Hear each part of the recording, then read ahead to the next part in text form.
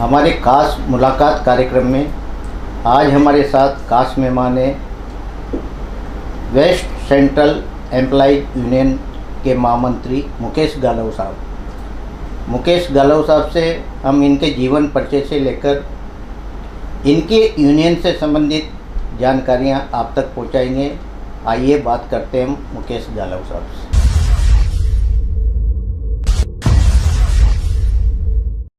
गालव साहब, आपका हमारे स्टूडियो में बहुत बहुत स्वागत है। धन्यवाद साहब। गालव साहब, आप अपने जीवन परिचय के बारे में बताएं। आपकी शिक्षा कहाँ से हुई और कब से आप इस रेल सेवा से जुड़े और कर्मचारियों के हितों में आपके यूनियन ने क्या काम किया? मेरा जन्म 12 डिस्ट्रिक्ट के छबड़ा तहसील के गांव केशोली में हुआ था जी।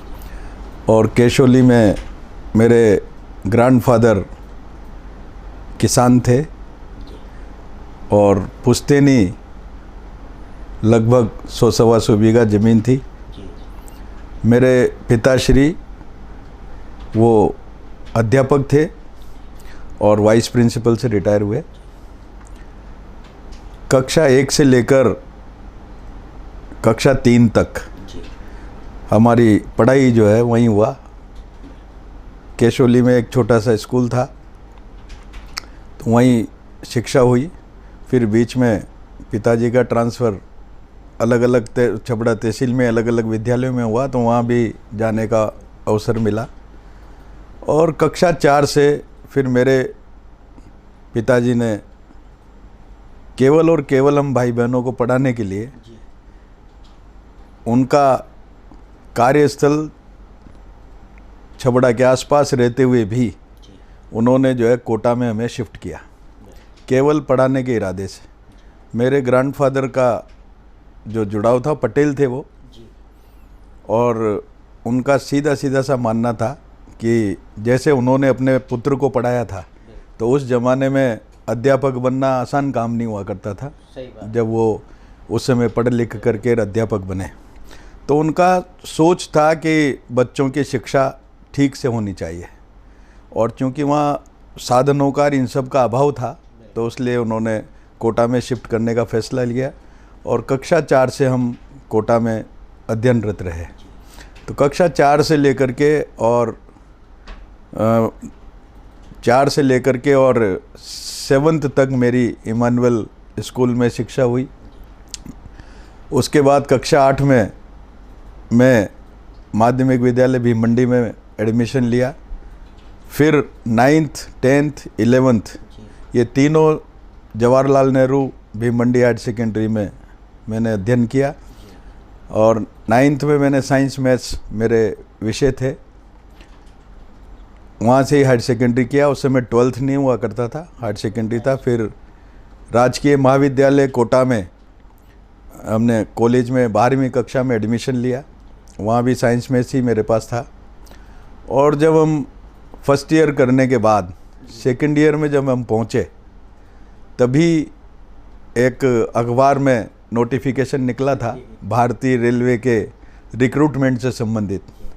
तो हमारी क्लास में हम केमिस्ट्री के प्रैक्टिकल में थे और वहीं अखबार जो है था तो सभी साथियों ने वहाँ मिल कर के और उसको कटिंग काटा और उसके आवेदन भरने का काम किया। बाद में 1985 में उसकी लिखित परीक्षा हुई और सौभाग्य से हम सभी उसमें उत्तीर्ण हो गए। जिन्होंने फार्म भरा था एक ही क्लास के लगभग 10-12 लोग उसमें एक साथ उत्तीर्ण हो गए। उत्तीर्ण होने के बाद हमारा इंटरव्यू हुआ। इंटरव्यू के लिए कॉल लेटर गया, इंटरव्यू में भी हमें सफलता मिल गई, उसमें भी उत्तीर्ण हुए। और फाइनली 12/8/86 को मैंने रेलवे में ज्वाइन करने का काम किया। और 12/8/86 में हमारा जो विभाग था वो मिला हमें TRD, ट्रैक्शन डिस्ट्रीब्यूशन, जो दिल्ली से बम्बई इलेक्ट्रिफिकेशन हुआ है, बिजली की गाड़ियाँ चली है, उस समय वो विचाराधीन था, मतलब कार्य प्रारंभ होने वाला था। तो हमारा फर्स्ट बेच था उसमें, उससे पहले उस विभाग में कोई था ही नहीं। तो वहाँ से हमने हमारा रेलवे में कार्य प्रारंभ किया और 12/8/86 से लेकर के और आज तक मैं टीआरडी में ही रेलवे में सीनियर सेक्शन इंजीनियर के पद पर हूँ। और लगातार जिस दिन हमने ज्वाइन किया रेलवे में, उसी दिन ट्रेनिंग में भेजने को लेकर के कुछ थोड़ा सा विवाद हुआ। लगभग हम 40-45 लोग थे। उनको भुसावल ट्रेनिंग सेंटर में भेजना था ट्रेनिंग के लिए, 3 माह की ट्रेनिंग के लिए। तो एक ही पास 45 लोगों का बना दिया गया। वो ट्रेनिंग 4-5 दिन बाद थी, तो सब कोई कहाँ का रहने वाला था, आगरा का, कोई मथुरा का, कोई कहाँ का, अलवर का, कोई कोटा का। तो उस पर ही जद्दोजहद हो गई कि ये पास एक ही बना है 45 लोगों का एक के नाम से, तो कौन इसको लेके जाएगा। वही जद्दोजहद हुआ। और उस जद्दोजहद में मैंने लीड ली, क्योंकि मैं शुरू से ही विद्यार्थी जीवन से ही छात्र संघ और इसमें जो है लगातार रुचि लेता रहा था। छात्र संघ उसमें भी रहा हूँ, कैबिनेट में भी, विद्यालय में भी और यहाँ भी। तो उस चक्कर में जो है मैंने लीड ली और लीड लेकर के जाके अपनी बात रखने का काम किया। तो अधिकारी ने उस बात को ध्यान से सुना और ध्यान से सुनकर उसका निराकरण भी किया और हमें अलग अलग पास डिस्ट्रीब्यूट हुए 5-6 भागों में। उस पास को जो है जारी किया, सफलता मिली। लेकिन उस अधिकारी से जो नीचे के आम लोग थे, कर्मचारीगण, पर्यवेक्षक और ये, उनमें बड़ी नाराज़गी हुई कि ये तो भी ज्वाइन ही कर रहे हैं और आते ही इन्होंने अपना हक मानना प्रारंभ कर दिया और ये है पता नहीं क्या करेंगे। तो उनको थोड़ा सा सरल नहीं लगा और उस दृष्टि से वो थोड़ी सी द्वेषता टाइप उन्होंने जो है अपना मूड बनाने का काम किया। खैर, हमने ज्वाइन किया वहाँ भुसावल में, और भुसावल में ज्वाइन करने के बाद मुझे वहाँ पूरे बैच का, जिसमें सेंट्रल रेलवे के, वेस्टर्न रेलवे के और 2-3 रेलवे के लोग थे ट्रेनिंग में। उस ट्रेनिंग में जो है पहले ही दिन मॉनिटर का चुनाव होता है, तो उसमें मेरे को चुनाव में मॉनिटर बनाया गया उस बैच में। बहुत बड़ा स्कूल था और लगभग 1000 लोग उस समय ट्रेनिंग में एट ए टाइम रहा करते थे। 3 हॉस्टल थे भुसावल में और एजीएम लेवल का एडिशनल जनरल मैनेजर इस तरह का वहाँ प्रिंसिपल हुआ करता था। चूँकि मैं एनसीसी में भी सी सर्टिफिकेट होल्डर हूँ, मैंने आरटीडीसी कैंप भी किया, रिपब्लिक डे कॉन्टिजेंट कैंप 1982 में, जूनियर विंग से, और सीनियर विंग में भी मैं रहा हूँ। ग्लाइडर पायलट का सोलो वगैरह ये सब हासिल किया। तो उस दृष्टि से जब वहाँ गए, अगस्त में ज्वाइन किया, तो 15 अगस्त की परेड थी और उस परेड में जब वो सुबह ही बुला करके सब लोगों को ले जा करके ट्रेनिंग देने लगे, तो वहाँ जो पीटीआई थे उसके ट्रेनिंग स्कूल के, वो जिस तरह से वो अपना चला रहे थे, तो उसमें मेरे को थोड़ा अजीब सा लगा। क्योंकि मैं ट्रेंड था, तो मैंने उनसे निवेदन करके वो कमांड मेरे हाथ में ली और उसको जो है मैंने अपने ही उसमें पूरा 15 अगस्त का वो जो है कार्यक्रम करने का काम किया। हमारे साथ अच्छे सांस्कृतिक कार्यक्रम के भी लोग थे, उनका भी सहयोग लेकर के, और उसमें 4 चांद लगे उसमें। तो उससे वहाँ का प्रशासन भी प्रभावित हुआ और एक लाइजनिंग वहाँ बनने का काम हुआ। वहाँ से ज्वाइन करने के बाद हम लोगों ने यहाँ काम प्रारंभ किया। चुनौतियाँ बहुत थी, क्योंकि नया वर्ग था, कोई सुविधाएं नहीं थी, नया विभाग था, तो उस दृष्टि से बहुत चुनौतियाँ थी। लेकिन मुझे उस ट्रेनिंग का सबसे बड़ा लाभ मिला कि मैंने कभी मेरी चॉइस नहीं मांगी ट्रेनिंग में कि मैं कोटा में ही रहूँगा, यहाँ घर है तो मैं कोटा में ही रह के ट्रेनिंग करूँगा। मुझे जहाँ भी भेजा गया, गंगापुर के पास एक छोटा सा स्टेशन है छोटी उदय, वहाँ से लेकर के नागदा तक कोई भी स्टेशन ऐसा नहीं रहा जहाँ मैंने नाइट होल्ड नहीं किया हो ट्रेनिंग के दौरान, और सब जगह जा कर के काम किया। तो उससे ये हुआ कि ज़्यादा से ज़्यादा लोगों के उसमें संपर्क में आए और सब लोगों से जो है परिचय हुआ। और नया विभाग था तो लोगों की समस्याएं भी ज़्यादा थी, तो विद्यार्थी जीवन से ही चूँकि छात्र संघ में रहे थे, तो वो आदत तो थी सही, तो लोगों की समस्याएं लेकर के उसको सुलझाना और आगे बढ़ाना इसमें रहता आया। धीरे धीरे हमारे यूनियन चलती थी, उनके लोगों ने संपर्क किया और संपर्क करने के बाद फिर हम लोग यूनियन से जुड़ गए। घालव साहब, आपकी जो यूनियन है इसका कार्य क्षेत्र कहाँ तक फैला है? अभी जो हमारी जोन की यूनियन है, तो उसमें वेस्ट सेंट्रल रेलवे जोन है, पश्चिम मध्य रेलवे, और पश्चिम मध्य रेलवे में 3 मंडल हैं, जबलपुर डिवीज़न, कोटा डिवीज़न और Bhopal division. Kota division western railway का पार्ट था और जबलपुर और भोपाल ये मध्य रेलवे के पार्ट थे। तीनों डिवीज़न मिलके नया जोन बना WCR पश्चिम मध्य रेलवे, और इसमें लगभग आप ये मानिए कि स्वीकृत कैडर जो है लगभग 65,000 के आसपास है और 56,000 के आसपास अभी कर्मचारी कार्यरत हैं। गालव साहब, आप यूनियन के महामंत्री हैं, किस तरह की समस्या आजकल कर्मचारियों में देखी जाती है और किस तरह आप उसका समाधान करते हैं यूनियन के द्वारा?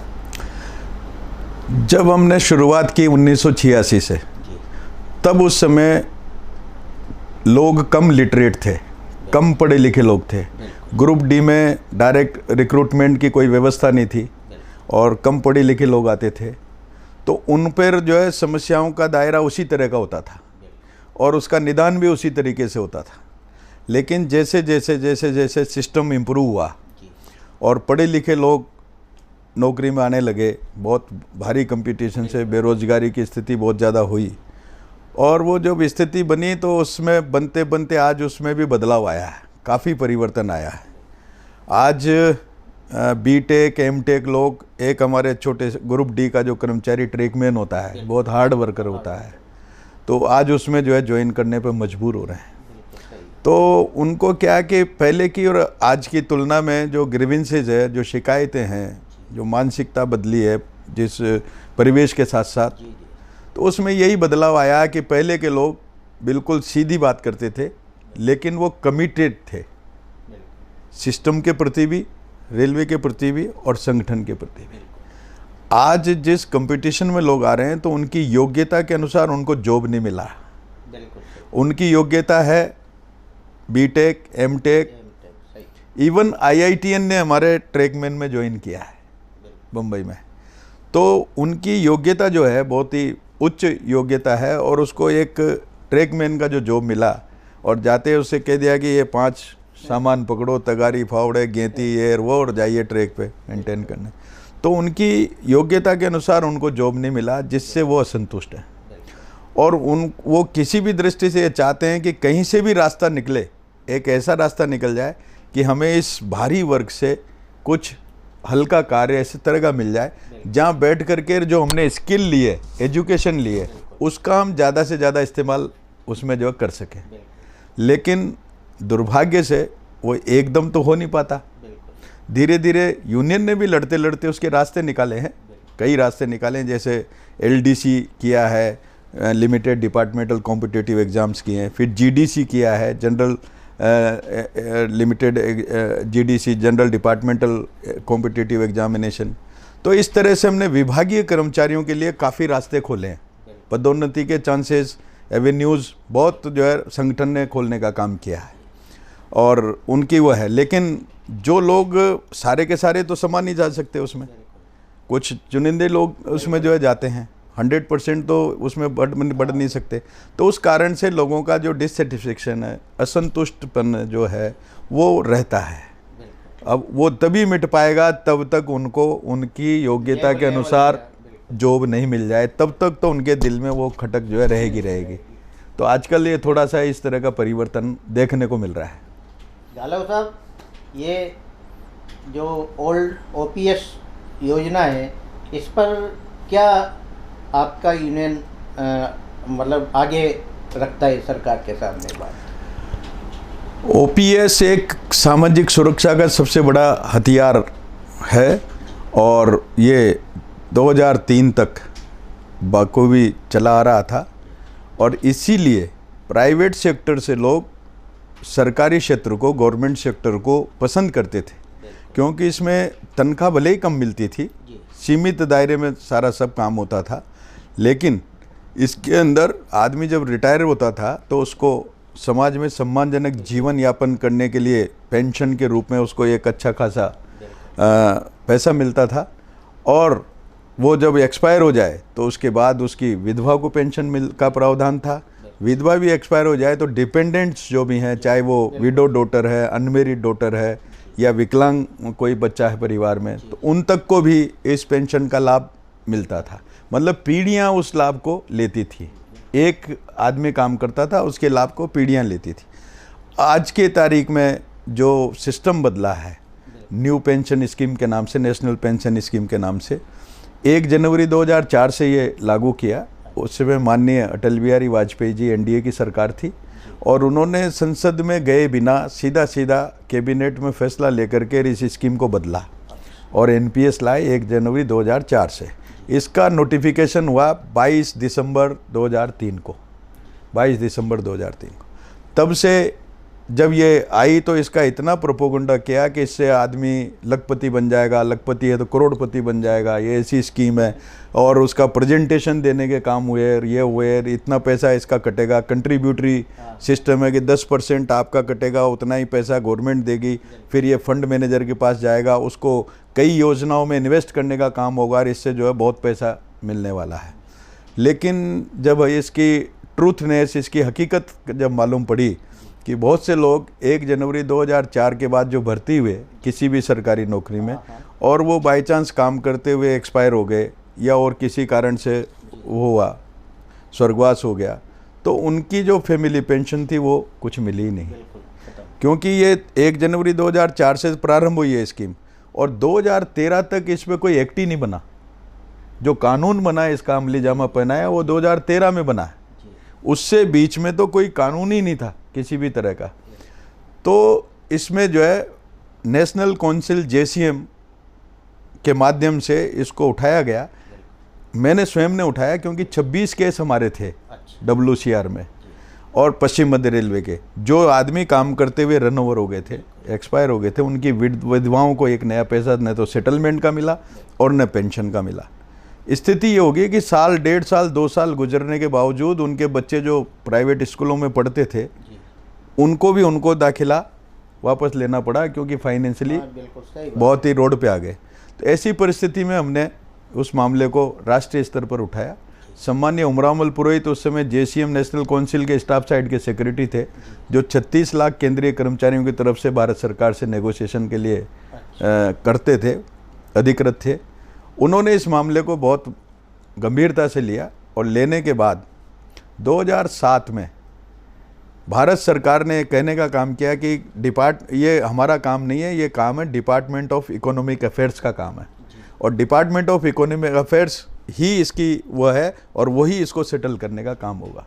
जो 10% पैसा कटता था उसका भी कोई हिसाब किताब नहीं था, वो एक सस्पेंस अकाउंट में जाता था। कर्मचारी को ये भी नहीं मालूम पड़ता था कि मेरे कितने पैसे जमा हो गए, कितने यूनिट मेरे बन गए। तो अल्टीमेटली इस मैटर को फिर वहाँ उठाने का काम किया डिपार्टमेंट ऑफ इकोनॉमिक अफेयर्स में और अल्टीमेटली उसका भाई रास्ता निकला कि भाई इसमें इसका कोई न कोई वो बनाना चाहिए सिस्टम। तब फिर 2008 में इसका एक ट्रस्ट बना और उस ट्रस्ट में सारे ब्यूरोक्रेट्स थे, तो कुछ हुआ नहीं। अल्टीमेटली कर्मचारियों की समस्याएं तो कोई रखेगा। तब नेशनल काउंसिल जेसीएम को चिट्ठी लिखी 2008 में ट्रस्ट के चेयरमैन ने, PFRDA के चेयरमैन ने, कि भाई आप अपना कोई रिप्रेजेंटेटिव नॉमिनेट करो ताकि इसमें जो दिक्कतें आ रही है वो उसमें। तब उसमें जो है फिर रिप्रेजेंटेटिव नॉमिनेट हुए और अल्टीमेटली ये सब समस्याएं रखी।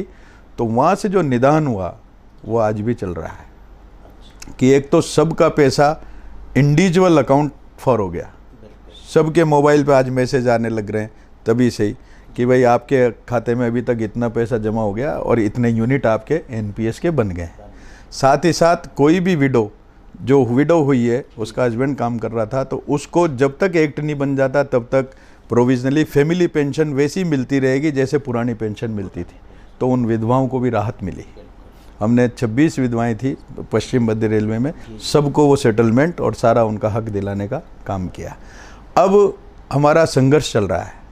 2013 में इन्होंने PFRD एक्ट बना दिया, जिसमें आपको मालूम है कि संसद के अंदर उस समय कांग्रेस की सरकार थी, मनमोहन सिंह जी, माननीय मनमोहन सिंह जी प्रधानमंत्री थे और वो इसमें एक्ट बनाने का काम किया। तो उसमें सारी पार्टियों ने उसको सपोर्ट करने का काम किया, एक्सक्लूडिंग केवल लेफ्ट पार्टियां जो है उसमें भागीदारी नहीं निभाई, बाकी सब ने उसको सपोर्ट किया और वो कानून बन गया। आज हमारे सामने समस्या आ रही है कि जो लोग 10 साल, 15 साल, 16 साल के बाद जो रिटायर हो गए या मर गए या अनुकंपा पे भर्ती हुए थे ज़्यादा एज में, वो लोग रिटायर हो गए, तो ऐसे केसेज में जो उनको फैमिली पेंशन मिल रही है, आज पेंशन मिल रही है, वो पेंशन किसी को 2,500 मिल रही है, किसी को 2600, किसी को 2800, तो वो तो उससे क्या खर्चा आज के ज़माने में गुजारा नहीं। तो इसको लेकर के हमने मूवमेंट बनाया और 2014 से लेकर लगातार मूवमेंट बना रहे हैं। अभी चूँकि ये एनपीएस का और ओपीएस का मुद्दा ऐसा है, ओपीएस बहाली का, कि ये किसी एक संगठन या किसी उसका बस की बात नहीं है। ये तो सामूहिक इसको जो है होना चाहिए था। तो ऑल इंडिया रेलवेमेंस फेडरेशन जो किसी भी राजनीतिक पार्टी का एफिलिएट नहीं है, वो प्योरली एक फ्री इंडिपेंडेंट डेमोक्रेटिक ऑर्गेनाइजेशन है, स्वतंत्र स्वावलंबी प्रजातांत्रिक मजदूर आंदोलन है। तो उन्होंने लीड ली और लीड लेके सारे जितने भी केंद्रीय कर्मचारी थे, राज्य कर्मचारी थे और सार्वजनिक उपक्रम के कर्मचारी थे, इन सब से बातचीत करके एक मंच पे लाए और धीरे धीरे ला करके लगभग ये मान के चलिए कि 47 संगठन एक मंच पे आए और उन 47 संगठनों ने एक मंच पे रह करके 1 जनवरी 2023 से विधिवत अपनी रणनीति बना करके संघर्ष प्रारंभ किया ओपीएस प्राप्ति के लिए। और लगातार हर महीने 21 तारीख को कोई न कोई एक्टिविटीज़ पूरे देश भर में राष्ट्रव्यापी उस पर चली आ रही थी। चलते चलते अल्टीमेटली भारत सरकार ने उस पर कोई संज्ञान नहीं लिया। सब हुए, आंदोलन हुए, धरने, प्रदर्शन, मशाल रैली, ये वो सब हुए, कुछ उसका जो असर नहीं हुआ। अल्टीमेटली हमने अनिश्चितकालीन हड़ताल पे जाने का फैसला किया उन्हीं तमाम संगठनों ने। और करके चूँकि इंडस्ट्रियल डिस्प्यूट एक्ट में कुछ इंडस्ट्रीज गवर्न करती है, जैसे भारतीय रेलवे करती है, तो ऐसे संगठनों के लिए स्ट्राइक पे जाने से पहले उनको लोगों की राय जानने का काम करना पड़ता है गुप्त मतदान से। वो भी हम लोगों ने लिया, उसमें भी 97% से ज़्यादा लोगों ने उसमें मत देने का काम किया कि आप आगे बढ़िए। और ये है अल्टीमेटली वो संगठनों में जो है सब फिर कोर कमेटी की मीटिंग हुई। उस कोर कमेटी की मीटिंग में तय किया कि भाई इसमें नोटिस देने का काम होना चाहिए स्ट्राइक का। नोटिस की तारीख भी तय कर दी थी कि ये 19 तारीख जो है नोटिस देने की तारीख, 19 ये जो निकली है, इसमें जो है ये फरवरी में इसका होना चाहिए, नोटिस देने का काम होना चाहिए। मीनवाइल ये लोकसभा के चुनाव, आचार संहिता, ये सारा सब कुछ लगने का काम हुआ। भारत सरकार ने इस पे एक कमेटी भी बिठा रखी थी वित्त सचिव की अध्यक्षता में। उस वित्त सचिव की अध्यक्षता वाली कमेटी ने भी जेसीएम के पदाधिकारियों को 2-3 बार बुलाने का काम किया था और सुझाव मांगे थे। वो सब सुझाव उनको लिखित में भी और मौखिक रूप से भी दिए थे।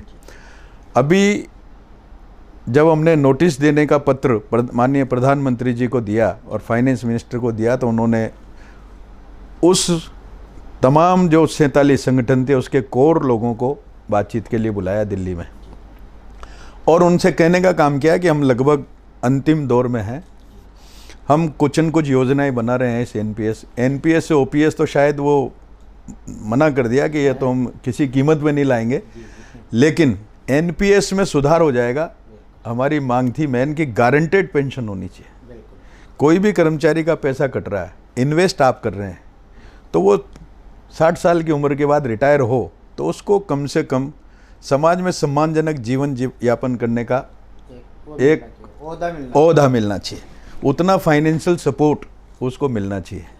और उसी को लेकर के आज ये हमने प्रूव किया कि भाई उसका जितना कटा है वो भी नहीं मिल रहा आज की तारीख में। तो गवर्नमेंट को ये गारंटी लेनी चाहिए, इसको लेकर के मत।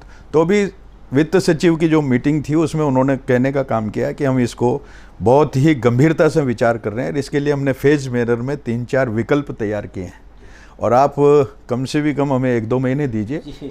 1-2 महीने में हम निश्चित रूप से किसी न किसी निर्णय तक पहुंचेंगे और यदि आप उस निर्णय से सहमत नहीं हो तो फिर आप दोबारा इसको हम डेफर करने का काम कर रहे हैं, आपसे अनुरोध कर रहे हैं, रद्द करने की बात नहीं कर रहे। तो आप इसको डेफर कर दीजिए, 2 महीने के बाद आप जून में हमें नोटिस दे देना आगे के लिए। तब तक तो कम से कम हम पे विश्वास करिए कि हम जो है कोई न कोई आपकी भावनाओं के अनुरूप एक ऐसी योजना जो है लाने का काम करेंगे। और वो योजनाएं 3-4 विकल्प के रूप में होंगी। जैसे 1 से 10 साल की नौकरी के वालों को ये, 11 से 20 साल की नौकरी वालों के लिए। हाँ, क्योंकि एनपीएस में क्या, अगर किसी ने 35 से 40 साल, 30 से 35 साल नौकरी कर ली तो उसका तो ठीक ठाक बन रहा है लगभग। लेकिन उससे कम वालों में बहुत दिक्कत आ रही है। तो उसको अलग अलग फेज मैनर में जो है सरकार अभी उस पर कर रही है। तो इसलिए वो पूरे 47 संगठनों ने सर्वसम्मति से इसको हड़ताल को जो थी 1 मई 2024 से करने का, उसको फिलहाल 2 माह के लिए टाला है। गालव साहब, ये स्टाफ रनिंग वाला क्या मैटर रहता है? रनिंग स्टाफ हमारे गाड़ियों का संचालन करने का काम करते हैं और लगभग एक दिन में भारतीय रेलवे 24,000 से ज़्यादा गाड़ियों का संचालन करती है भारतवर्ष में प्रतिदिन। और इनकी गाड़ियों की संख्या डे बाय डे बढ़ती ही जा रही है। 24 घंटे प्रकृति के विपरीत हमारा रनिंग स्टाफ काम करता है।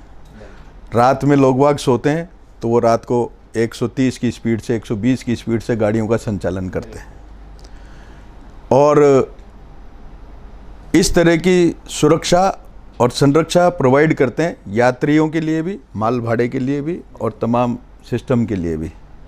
और इस प्रकार के रूल बनाए हुए हैं कि जैसे आप समझाने के लिए मैं बताऊं कि किसी का अगर मर्डर हो जाता है तो सीधा 302 लगती है और अंदर हो जाता है आदमी, आजीवन कारावास, फांसी की सजा, ये सब उसमें प्रावधान है।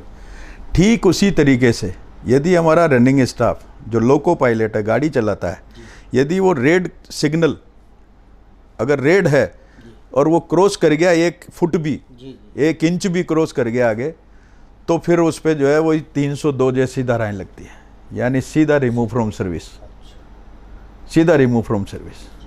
और तमाम चीज़ें जो है उस पर वो होने लग जाती हैं, सारे एग्जामिनेशंस होंगे, पूरा एक प्रोसेस है उसका।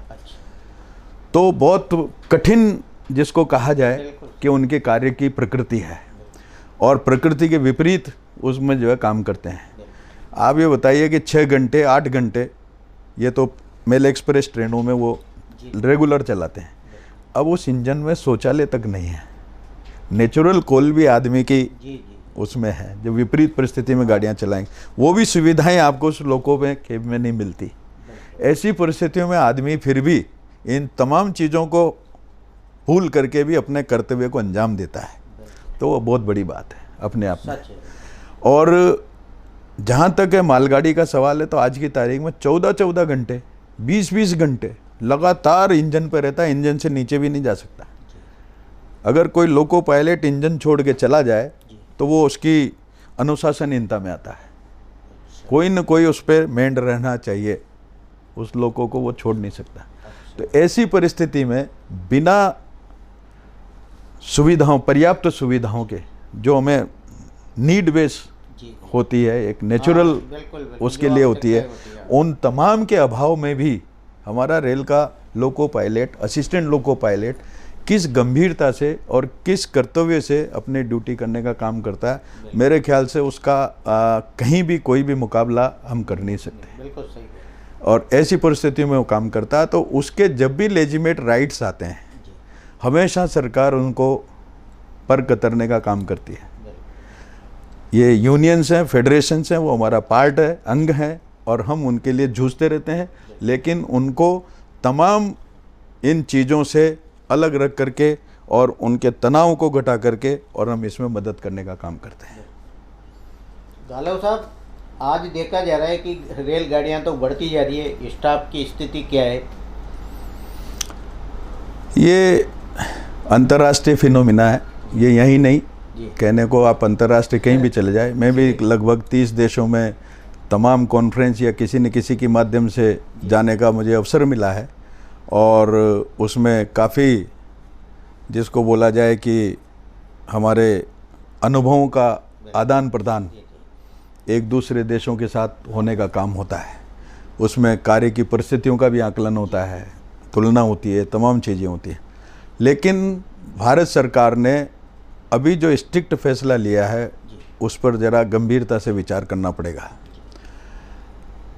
भारत सरकार ने अभी फैसला ले लिया, वित्त मंत्रालय ने, कि क्रिएशन ऑफ पोस्ट, किसी भी सरकारी विभाग में क्रिएशन ऑफ पोस्ट पर टोटल बैन लगा दिया है।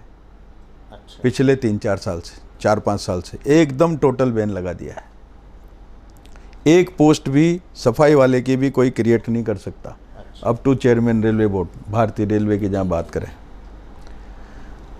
और एक तरफ तो क्रिएशन पे रोक लगा दी, दूसरी तरफ दूसरा पहलू जो एग्जिस्टिंग हमारे मैन पावर है, जो कर्मचारी है, उनमें भी 3% दर सालाना से पोस्टों को समाप्त करिए।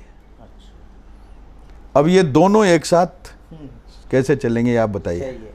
जब क्रिएशन पे बैन है और इधर 3% पदों को हर साल सरेंडर करने की ये भारत सरकार की योजना है, जी। वित्त मंत्रालय का स्ट्रिक्ट अच्छा। निर्देश है, और जो इसकी पालना 31 मार्च 2000 जो भी उसका फाइनेंशियल ईयर है वहाँ तक अगर नहीं होती है, तो आप ये देखिए कि इस प्रकार के कड़े निर्देश आते हैं कि आप जो है 31 मार्च को ऑफिस से, कार्यालय से जब छोड़ेंगे, कार्यालय को जब छोड़ेंगे जब आपका टारगेट पूरा हो जाए, मतलब सरेंडर मेमो हमारे यहाँ व्हाट्सएप कर दो या ईमेल कर दो, तब जाके आप कार्यालय छोड़ सकते हो।